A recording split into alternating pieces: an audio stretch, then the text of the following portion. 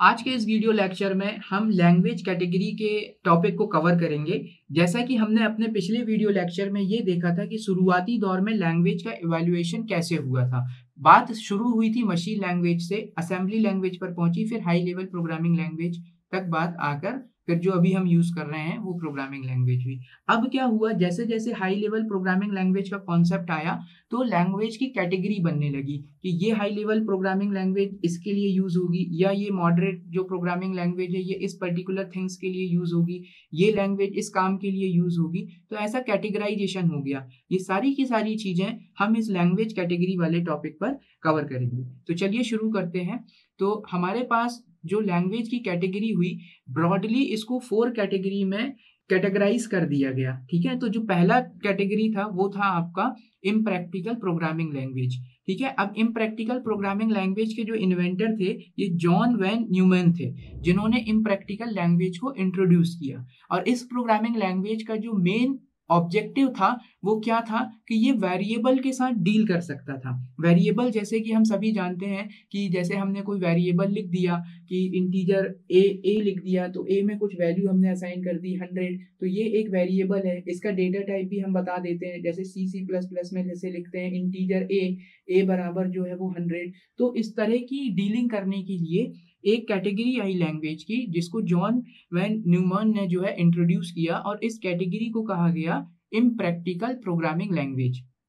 Clear. और इस programming language का जो मेन ऑब्जेक्टिव था वो क्या था, वेरिएबल के साथ डील करना और उसको वैल्यू असाइन करना। जैसे कि यहाँ पर आप देख रहे हैं कि जो वैल्यू ए है ये वेरिएबल है, और इसको जो वैल्यू असाइन कर दी गई वो 10 वैल्यू असाइन कर दी गई। ठीक है, तो इससे फायदा क्या हुआ कि एग्जीक्यूशन एफिशिएंसी जो थी वो इंक्रीज हो गई। तो ये इस लैंग्वेज का एक इंपॉर्टेंट कॉन्सेप्ट था और इसका ये बेनिफिट हुआ।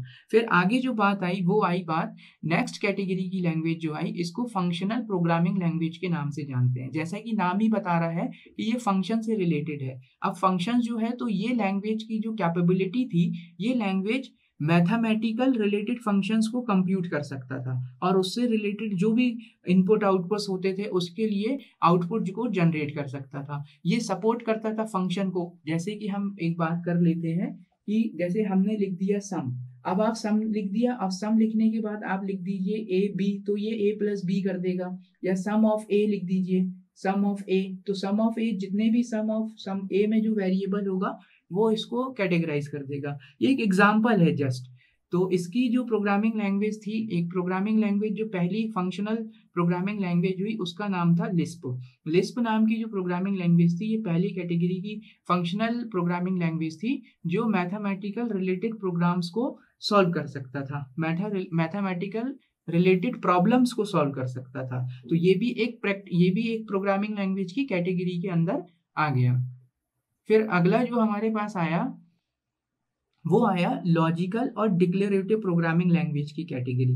अब लॉजिकल यानी लॉजिक को इम्प्लीमेंट करना, डिक्लेरेटिव यानी डिक्लेयर करना। तो डिक्लेयर करना यानी कुछ हम सिंबॉलिक नोटेशंस यूज करेंगे। तो ये जो लैंग्वेज थी, ये कैटेगरी ऑफ लैंग्वेज थी, ये लॉजिकल और डिक्लेरेटिव प्रोग्रामिंग लैंग्वेज, इसमें सिंबॉलिक लॉजिक्स को यूज किया जाता था। ठीक है, इसमें सिंबॉलिक लॉजिक को यूज किया जाता था। अब सिंबॉलिक लॉजिक को यूज करके कुछ इंटेलिजेंस आउटपुट निकाले जाते थे, है ना। जैसा कि हम आर्टिफिशियल इंटेलिजेंस में पढ़ते हैं, और आर्टिफिशियल इंटेलिजेंस की प्रोग्रामिंग को इम्प्लीमेंट करने के लिए जैसे आज बहुत सारे लोग जो हैं पाइथन का यूज़ करते हैं, आर प्रोग्रामिंग का यूज़ करते हैं। और शुरुआती दौर में लोग जो प्रोग्रामिंग लैंग्वेज थी वो यूज़ होता था, जो कुछ सेंस निकाले, है ना, कुछ सिंबॉलिक लॉजिक निकाले, है ना। जैसे Marcus was man, man was Marcus, तो मार्कस कौन है, एक मैन है ना। तो ये इस तरीके के जो आर्टिफिशियल इंटेलिजेंस में हम जो लॉजिक पढ़ते हैं, तो ये सिंबॉलिक लॉजिकल को रिप्रेजेंट करने के लिए एक और कैटेगरी इंट्रोड्यूस की गई, जिसको लॉजिकल और डिक्लेरेटिव प्रोग्रामिंग के नाम से जाना जाता है। और इसमें जो प्रोग्रामिंग लैंग्वेज आई उसका नाम है प्रोलोग। फिर अगली कैटेगरी जो थी, जो लास्ट कैटेगरी थी, जो जनरली आज हम यूज करते हैं, ये है आपकी ऑब्जेक्ट ओरिएंटेड प्रोग्रामिंग लैंग्वेज।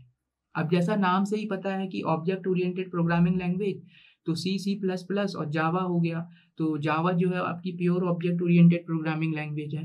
तो जितने भी कैरेक्टरिस्टिक्स हैं ऑब्जेक्ट ओरिएंटेड प्रोग्रामिंग लैंग्वेज के, जैसे कि ऑब्जेक्ट को डिक्लेयर करना, डेटा इनहेरिटेंस करना, पॉलीमॉर्फिज्म करना, इनकैप्सुलेशन करना, एब्स्ट्रैक्ट डेटा टाइप को रिप्रेजेंट करना, ये सारे सब program, inline function, function overloading and friend functions and बहुत सारी चीज़ें, है ना, क्लासेस को रिप्रेजेंट करना। तो ये जितने भी कैरेक्टरिस्टिक्स हैं, major and important characteristics of object programming language के, ऑब्जेक्ट ओरिएंटेड प्रोग्रामिंग लैंग्वेज के, वो इस कैटेगरी में आ गए। और इन्हीं को generally high level programming language की कैटेगरी में भी रखा जाता है। तो गाइज, आशा करता हूँ कि आपको आज का ये वीडियो थोड़ा और क्लियर हुआ होगा कि हमने किस तरह से इवैल्यूएशन हुआ प्रोग्रामिंग लैंग्वेज का, फिर फर्दर इवैल्यूएशन के बाद किस तरह से लैंग्वेजेस को कैटेगराइज किया गया उनकी कार्य क्षमता के अनुसार। So thank you so much guys watching this video. We will meet again in the new video lecture. Take care. Bye bye.